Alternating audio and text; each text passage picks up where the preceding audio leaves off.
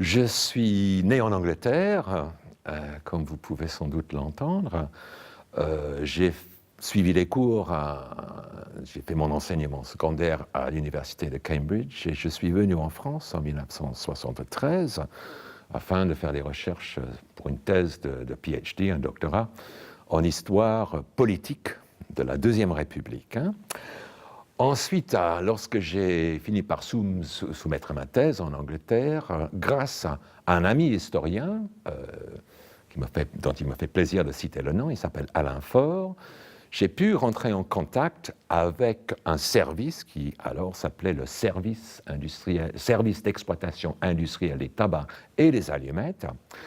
Et il cherchait un historien pour faire un peu un recensement des archives anciennes qui se trouvaient dans leur manufacture de tabac en France.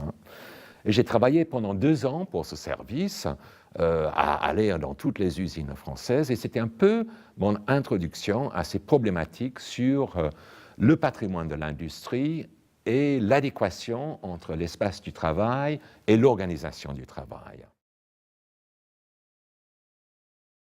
Dans un sens, dans un tout premier temps, je dirais que j'ai un regard un peu esthétique sur ce patrimoine-là. Je ne pense pas être unique en cela, mais beaucoup de gens sont sensibilisés à ce patrimoine de l'industrie à travers des friches, des ruines. Et effectivement, j'ai toujours été attiré par des images ou par des usines en friche où on sent un petit peu un peu comme le mouvement romantique du XIXe siècle, on sent un petit peu une puissance émotionnelle sur ce que ça a dû être autrefois. Mais à creuser un petit peu ensuite dans l'histoire, je crois que ce qui m'intéresse le plus, c'est de comprendre comment un espace bâti, construit. Effectivement, les techniques de construction m'intéressent bien, que ce soit la charpente métallique, la pierre de taille ou le béton armé. Mais ce qui m'intéresse le plus, je pense, c'est comment l'espace peut être une contribution à une organisation productive.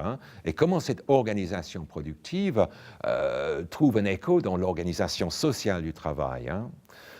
Comment par la suite, cet même espace bâti peut devenir un obstacle à la production. Ce sont ces questions-là, c'est-à-dire l'adéquation entre l'enveloppe et l'organisation du travail qui motive un peu ma manière de regarder ce patrimoine. Je pense que depuis le travail que nous avons engagé avec l'inventaire général dans les années 1980, nous avons toujours tenu à ce que ce patrimoine industriel, en dépit de ses spécificités justement architecturales, ou les spécificités, les difficultés particulières de sa reconversion, nous avons toujours tenu à ce que ce patrimoine-là soit reconnu comme une partie intégrante du patrimoine national, étudié de la même manière, protégé également, valorisé aussi. Et je pense, il y a de nombreux exemples maintenant à travers la France, mais je pense que de plus en plus ce patrimoine est reconnu comme pouvant être un atout dans le développement durable d'une part, mais aussi l'évolution contemporaine des villes. Je pense notamment à des villes comme Roubaix, où tout d'un coup, avec un changement de regard, ce patrimoine-là est reconnu comme un atout, comme quelque chose qui distingue cette ville, qui fait que cette ville-là est différente et a une attractivité tout à fait spécifique. Moi, je serais pour un meilleur enseignement de l'histoire des techniques, de l'histoire de l'architecture, dans tous ses composants, dans l'université française et également dans les écoles d'architecture. Je pense que dans les écoles d'architecture, les architectes de nos jours, en sortant de leur cursus, ils ont beaucoup plus de possibilités de construire dans quelque chose qui existe déjà, de faire des reconversions de bâtiments existants, que de faire du neuf.